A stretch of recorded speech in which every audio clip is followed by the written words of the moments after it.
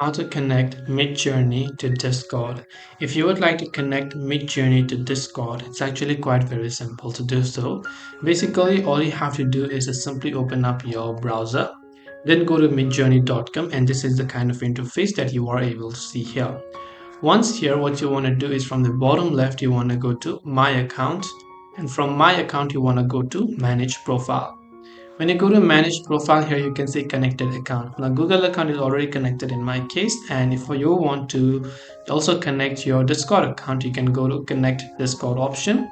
It will ask you to log in with your Discord account that you want to add it to. So simply go ahead and then select a Discord account and make sure you log in. Once you approve the connection, that particular Discord account will be successfully linked to your Midjourney account.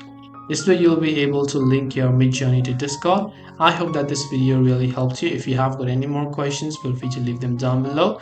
Thank you for watching till the very end of this tutorial, and as always, see you soon in the next video.